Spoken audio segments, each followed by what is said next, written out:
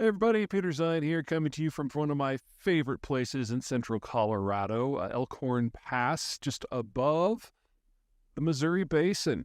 It has, let's see, there's Mount Missouri there, Emerald is the pointy one, and all important is that long sloping one, which is Iowa Peak. And as long as I was here surrounded by Midwestern names, I thought today would be a great time to talk about Texas. Now, Texas has been economically and from a demographic point of view the fastest growing state in the United States now for roughly 30 years.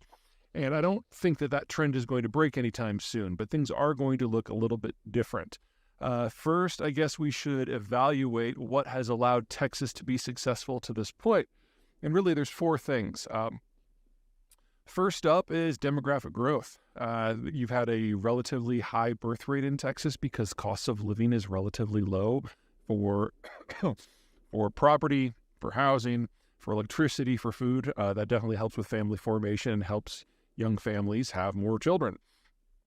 Second, and just as important, if not more important, is proximity to Mexico. About half of the trade that the United States participates with Mexico is actually Texas-Mexican trade, and nearly half of what's left passes through Mexico on the way to the rest of the country.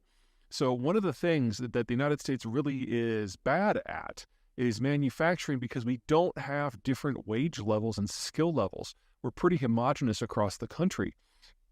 Even if you compare the richest state, Connecticut, to the poorest one, Mississippi, you're only talking about a 2-to-1 ratio difference.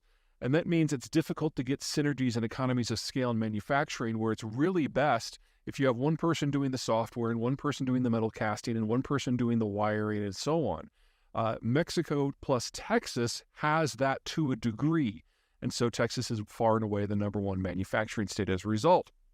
Probably couldn't have achieved probably not a third as much success if it wasn't for partnership with Mexico. But once you get into the last two factors, things get a little bit weird and a little bit political.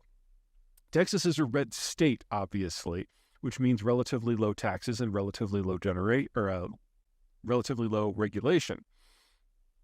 Companies love that, but people don't. Citizens, especially if they live in cities, still want services. So Texas is kind of the model for a red state where the state has very, very low interference in the economy, but blue cities, where the cities provide a number of economic and services advantages that you would see in more traditional urban centers across the country. And for companies that are looking to move somewhere, this is kind of the magic mix, because at the state level, tax levels are low. And even in high-tax cities like Austin, they're not nearly as high as they would be in a place like, say, Los Angeles, Chicago, or New York. So you get the best of both worlds. You get a low tax and regulatory regime. At the same time, your workers actually get the services that they want if they're going to live in a city. Which brings us to the fourth reason why Texas has been so successful. They've got a state development policy that's kind of, it's kind of dickish. Whenever they see another state facing fiscal problems, the governor gets together a bunch of representatives from local communities as well as local business leaders and takes them on a tour of that state so that he can make the case, or she can make the case, that Texas has a better business environment and we have a balanced budget. It's constitutionally mandated, and you could move your business to Texas, and we'd even give you a tax holiday on the sort of taxes that you're used to paying. It's been really successful. So what we're seeing now, though, is it's unclear whether this strategy is going to continue to work as well. It's still going to work. Number one, birth rates in Texas have fallen. One of the many downsides of having a strong red state environment is that you kind of skimp on infrastructure. And that means we're seeing inflation rise up, and it's become more difficult for Texans to live the way that they have at the low cost of living that they've been experiencing. Also, places like Austin, which were like, the seventh pit of hell 25 years ago, have now become tech hubs and have gone from being relatively inexpensive to in the upper third of living costs across the United States. Second, migration. Mexico's tapped out, especially if this Texas-Mexico axis continues to develop. More Mexicans are going to be staying in Mexico, which is going to make it difficult for Texas to replace its own lost birth rate with births from somewhere else.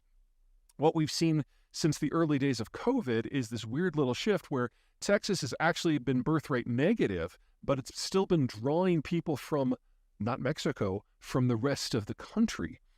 And if we're now in a situation where the birth rate in California has been negative for so long, and inward migration to California has been negative for so long, then Texas is looking at potentially losing its two biggest sources of in-migration at the same time. California's number one, Mexico's number two. As for the business model, red state, blue state works to a point. The five major cities in Texas have expanded massively over the last 30 years, and they are not done. But the easy pickings is gone. If Texas really wants to continue this pace, it's going to have to do something at the state level to continue to encourage people and businesses to move in. And that something has to be something more substantial than nothing. It's not that it's relatively hands-off libertarian policy needs to go away, but the idea of all the decisions being made at the local and county level probably is pretty close to running its course. Now, that doesn't mean that Texas is looking down the maw of an economic collapse or anything like this. I'm just saying that the growth that we have seen in the last 35 years probably can't be replicated at the same pace on a statewide basis. But because we've got blue cities in a red state, you can have a number of urban centers that are still going to do incredibly well moving forward. I would expect at the top of the list to be Houston, because it's got a foot in manufacturing, a foot in finance, and a foot in energy, and a foot in Mexico. I think El Paso will probably be second, because when it comes to manufacturing and having those different wage structures, El Paso shares its urban zone with Juarez, Mexico. It's a perfect setup. And then third will probably be Austin. The more problems that Silicon Valley has, and you might want to take a look at that California video we did, the more that tech is going to disperse out of the brain work into the application work. And that's where Austin really shines. All right, that's it. See you guys later.